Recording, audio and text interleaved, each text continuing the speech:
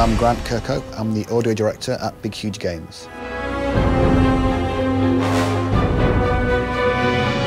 I'm the audio vision holder, which is a very American phrase. We don't say things like that in England. I'm the guy that kind of has to have the overview of how I think the game should sound in its entirety, which that involves everything, from voiceover to sound effects to music to the whole thing. I kind of come up with that general scope.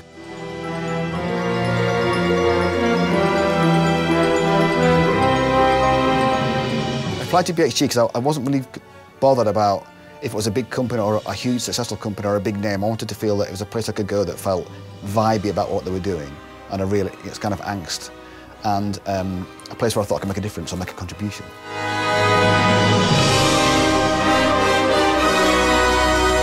My career to date has been, I've had quite a lot of broad appeal games like Banjo-Kazooie and Donkey Kong and those kind of games. But I've never had to write anything musically, certainly on the scope of this game. You know, it's a very overblown, gigantic world, and I have to make sure that the music and the sound effects match up to that.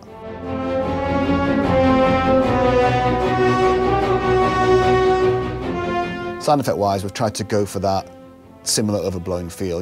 This game's, you've got a lot of combat in it, Getting that balance right is difficult, to make sure all the spells and all the hits and all the stuff sound appropriate to the level of intensity you put into the sword swipe or the big spell that you cast and stuff like that, So it's very easy to get lost in it and to try and just make it one step louder, and then if it just blows up, it never works like that. A bad sound design can murder a game, absolutely kill it. If you've got a repetitive noise, like a footstep or something like that is absolutely awful, it will drive people mad, and they won't want to play it for that reason. It's a really kind of juggling act to try and get a sound that is obtrusive enough that it's all right, but not too obtrusive that gets on your nerves, all that kind of stuff, that kind of mixing of it all and playing with it and turning it up and down, and it's all about attention to detail and taking little small increments and little steps to build up this kind of big soundscape that works.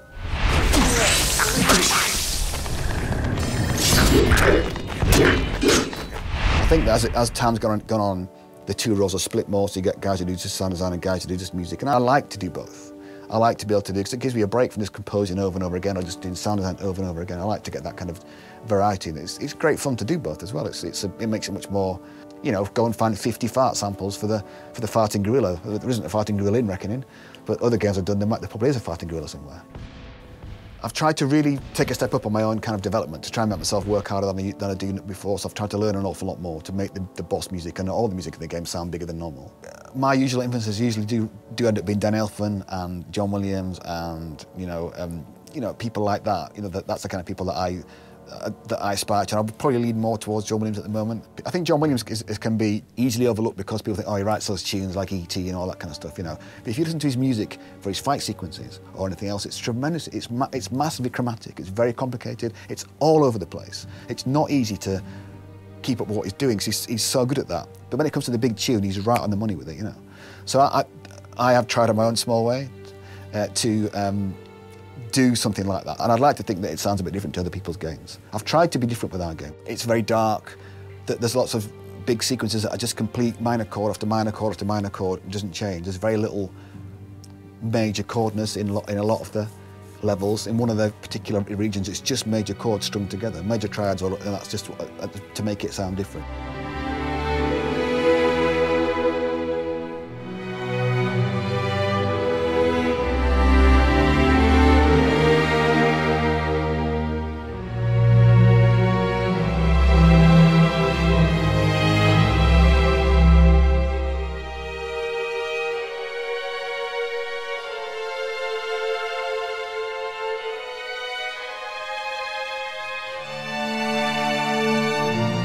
I write music very sort of like that, and then like that. I don't go along and sketch it out and then fill it in. I'm kind of very this is 4 bars, and then complete that 4 bars, and the next 4 bars. I don't know if that's the right way I want to do it.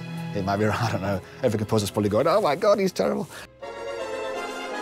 I played in orchestras from the age of 11 on trumpet, so I do know how this sounds. That's why I think when I came to write for orchestra, I didn't find it very difficult. But you never get used to that kind of, the wealth of it. It's such a different sensation. I mean, there's nothing like just having that 85, 90 people sat there, playing your music. It's incredible, I mean, this time, I use like 2 euphoniums extra, 3 trombones, bass trombone, tuba, 3 trumpets, 6 French horns, triple woodwinds, double strings, massive, you know, I just really went for the numbers of people, and you know, you get such a massive thick sound doing that.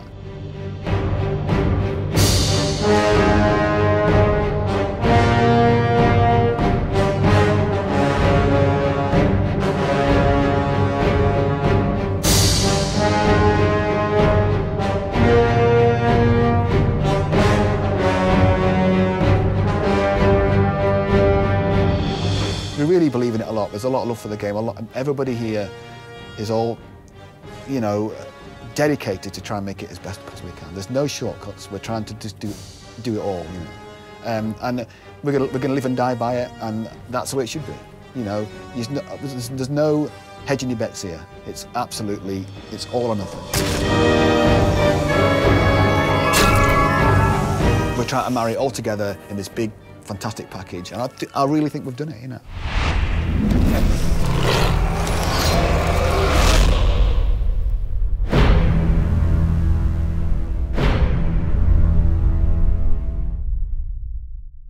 I apologise for the Donkey Kong rap.